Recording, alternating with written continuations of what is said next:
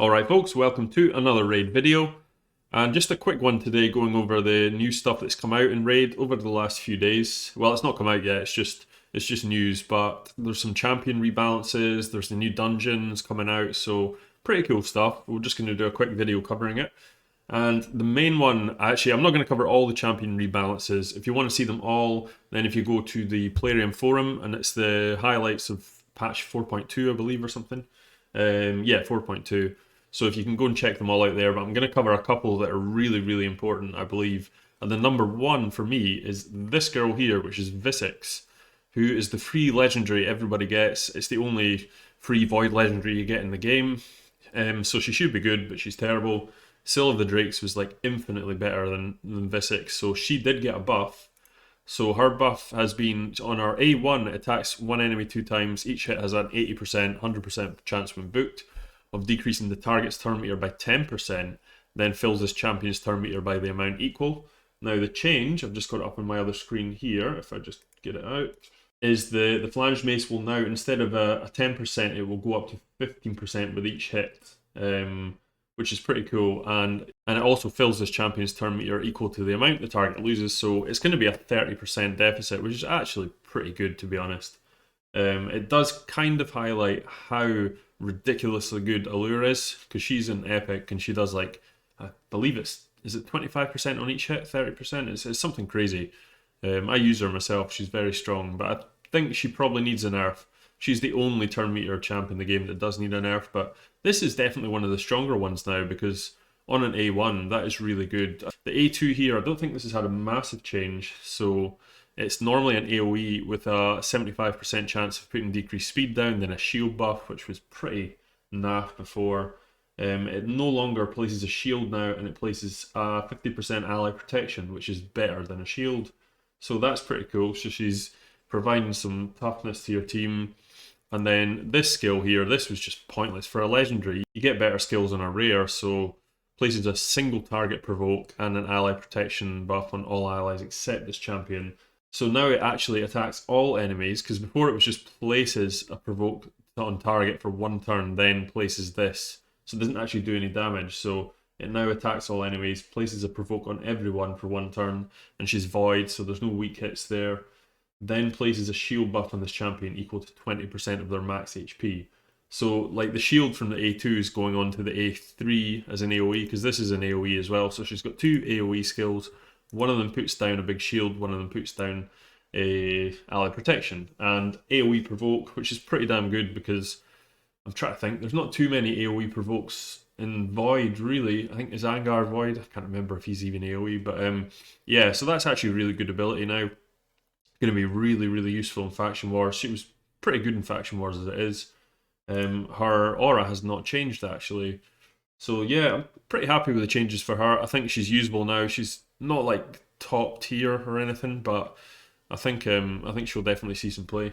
On to the next one. It was Burling, or the Night King, or whatever his name is, the guy from World of Warcraft, basically. So he's had a huge buff. He's actually pretty insane now, I have to admit. So normally he's got an A1, attacks an enemy, 30% chance of placing freeze, places a perfect veil on the ally with lowest HP if the freeze debuff is placed. So this has changed completely. It says effectively the same thing. I think it's effect added, places a veil buff on the ally with the lowest HP if their target resisted the freeze debuff. So instead of having to place the freeze to get the perfect veil, if the target resists the freeze, then the perfect veil goes on them. So basically the way you want to run this guy is with no accuracy anyway, so that's perfect. So you're basically, it's getting a perfect veil, and it's actually changed the perfect veil to 2 turns instead of 1. So that's pretty awesome. If the freeze is applied, they won't get it still, but yeah, the way you want to build this guy, it's unlikely you're going to land it anyway. And it's still only a 50% chance, so it's not going to land every time, even if you have the accuracy. It's A2 now, it's pretty nuts. It might be one of the best abilities in the game now, to be honest. So we're looking at effect added on this. So normally it's an AoE that has a 70%, 100% when booked of placing 30% decreased crit damage, and places 30% increased crit damage on all allies for 2 turns. So now it's also going to be adding a 50% decrease accuracy debuff alongside the crit damage, and they can't be resisted, which is crazy. That's really, really strong. So decrease crit damage and decrease accuracy, can't be resisted. That's huge for PvE as well, like Doom Tower and stuff. It's going to be crazy for, but I'm even thinking arena and stuff. You know, decreasing accuracy is a big thing. There's so many champions that just rely on having that accuracy to do what they need to do, and the fact that it cannot be resisted, pretty damn strong. And you also get still the increased crit damage on yourselves. Yep, it's an awesome ability. I really like that. I like the fact that they buffed this guy so well, because pretty much everyone got him for free that played the Battle Pass anyway, so that's pretty cool. And lastly, his Ice Grave armor, which is a solid ability to be honest. Strengthening and increased defense is the most tanky abilities in the game. Put in one skill is pretty crazy. But the cooldown was really bad before. It actually only went to a 4-turn cooldown, so they've reduced that, so it's now down to a 3-turn cooldown fully booked, which means it can be used in clan boss much easier. It's just going to be a lot better that way. They've actually changed this as well. Instead of arena battles, you get 40% in Doom Tower. Would have been nice for like an all battles thing, but Doom Tower's pretty tough, so I think this guy's going to be insanely good for Doom Tower now. Like really, really good. So I like the fact that they've done that too, and 40% is a massive amount. So I could see him going into a few of the Doom Tower boss fights for myself anyway, especially with this aura too. It's going to be pretty good.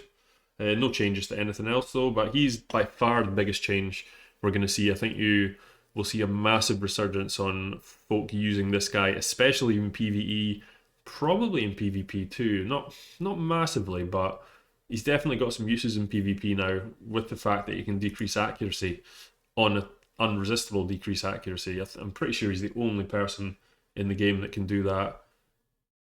But obviously unresistible. Yeah, he must be, yeah. I'd have to look, but that's pretty crazy. So the last of the legendary changes is Soulless. Again, it's just the Void ones that are getting changed here. He's had a semi-buff, it's not much. I mean, he wasn't actually terrible before, he's actually pretty good. I think he's kind of underrated, but his speed let him down, so he was 87 speed. So he's been boosted up to 97 speed, and his defense has gone up and his attack's gone down a bit. Which does make sense. You always wonder why champions like this have like 1000 attack, when there's plenty of attack champions that don't even have that much, when he does absolutely nothing with the attack. So a bit more defense, a bit less attack, and he's got 10 more speed. It's not a huge buff. I would have liked to have seen him over 100, as he has a lot of utility, which would be quite nice if you get him faster, but he's still pretty damn strong. Everything else has stayed exactly the same. So there's a lot of other changes. Exemplar, Rowan, Firstborn, Broadmaw. Broadmaw's got a buff, god. Fellhammer, Whisper. Whisper was never very good anyway, and she's not changed much. But if you want to see this, just go to the 4.2 highlights on the raid forums and check them out. We're just going to quickly cover a message we got about the dungeons now.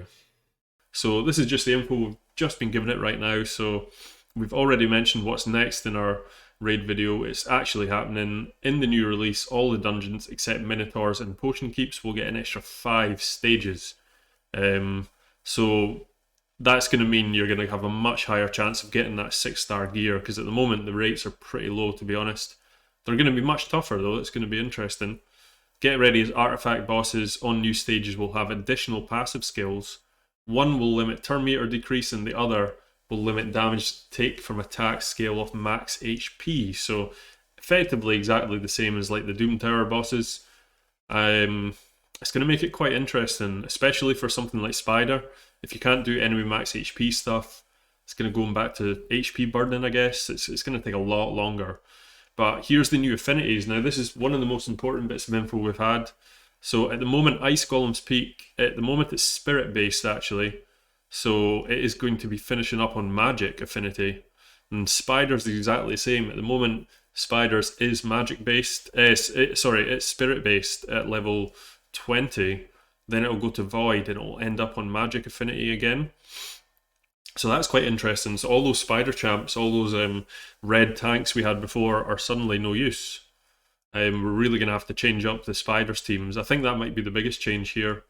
Dragon is normally, at the moment, I think it's magic. Yes, it's on 20, it's magic. So it will be changing to Force on 25. Fire Knight's castle is Force at the moment, but it will be changed into Spirit. Yeah, it's going to be really interesting, especially if they've got these two new limits, turn meter decrease thing and the enemy max HP, so we'll see how that goes.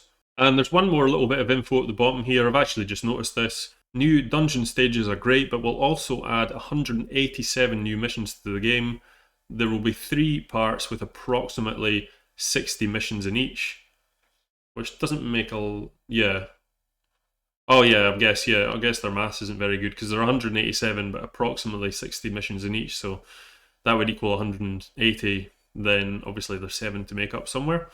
They will be added after the Arbiter missions. A banner with the new missions part will be available, blah blah blah. You get the picture. This is the new Arbiter missions effectively. Oh, look at this, my free-to-play account just leveled up. Happy days. The reward from completing all the missions is a new champion, and he looks pretty badass. We'll tell you more about this fellow and his skills in upcoming video. This champion will be available only as a final reward for completing all the missions, and he can't be summoned from shards, fused, or collected. So unlike Arbiter, where you could have 2 or 3 for your tag team arena, or you could have 1 immunity Arbiter, 1 speed one, so it seems like we're just going to get 1 of this guy, so he must be pretty good, because Lydia is the only other champion like that, and she is pretty insane. So it's going to be interesting to see what his skill kit's like. And yeah, I'm excited to do this as well. I think from doing free-to-play just now, the missions is actually one of the most fun parts of the game, so it was a bit when that finished, so it'll be good to get some of that back. Hopefully they're really quite difficult, and it'll challenge a lot of the real endgame players to actually do it rather than complete it in like a week. But yeah, that's it guys, just wanted to release this info to you. At least we've got all the affinities now for the new dungeon, so you can start planning your teams. Really start planning who you're going to be using. It's going to be very difficult, I believe, but hopefully the rewards are worth it, because the 6-star gear should drop infinitely more from these stages than they do. And they just released a bit of info yesterday, I think a lot of other people covered it, where they're going to be doing boosted events for artifacts. So starting today, they're actually boosting the rates for stun gear coming out of the Fire Knight. So I probably won't be running Fire Knight for the next few days, but eventually, if they rotate this round and they do it with speed gear, with savage gear, all this kind of stuff, it's going to be really good. So I think that's a massive part to the game we've been missing. It's a really easy piece of content to add in for them as well, and it just gives a whole new dynamic to the dungeon grind, which is getting a little bit stale now. So, but yeah, that's it guys, just wanted to drop that info for you. Please like and subscribe to the channel, hit that bell button, blah blah blah blah blah, and have a great day. Peace.